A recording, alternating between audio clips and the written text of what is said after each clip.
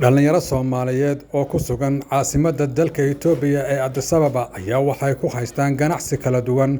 Waxyaabaha ay ka ganacsadaan ayaa waxa ay kala yihiin meheradaha laga cunteeyo, shirkadaha diyaaradaha iyo waliba shaqooyin kala duwan oo markaasi ay ka mid yihiin dukaamada waaweyn ee Soomaalidu ay ka ganacsato. Waa kuwan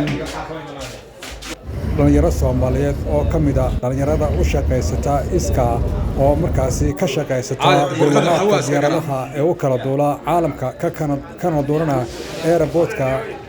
magaalada Addis Ababa ee xarunta dalka Itoobiya. Maxamuud Axmed Ciise oo ku magac dheer Suldaan iyo waliba Maxamuud Axmed Xasan Samakaab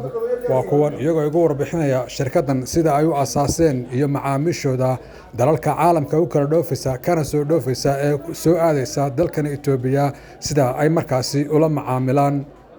Waa Axmed Cabdilaahi Ciise Axmed Cashuur, caasimadda dalka Itoobiya ee Addis Ababa.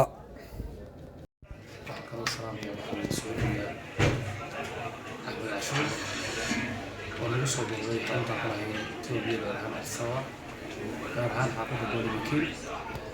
waxa uu xafiiskaas oo shaqooyin badan qabta ama uu yimaato shaqada tigidhada fiisaha oo macaamiisha u shaqeeya waxa weeye ama furan waxa weeye kana shaqeeya wax walba oo doonaya sida fiisaha Hindiya u fududeeya qofka fiisaha Hindiya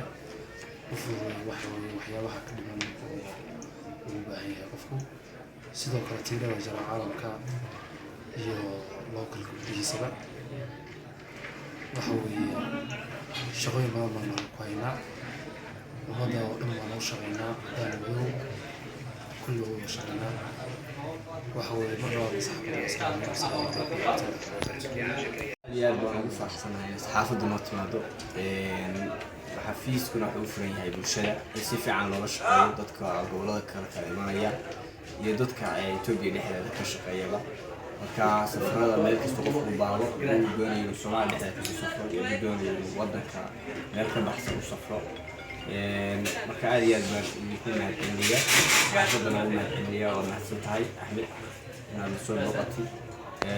xafiiskuna bulshada u furan yahay. Waxaan ka codsanaynaa in la soo shaqeeyo si kasta oo wixii kasta u baahan yahay ka caawin doona insha Allah.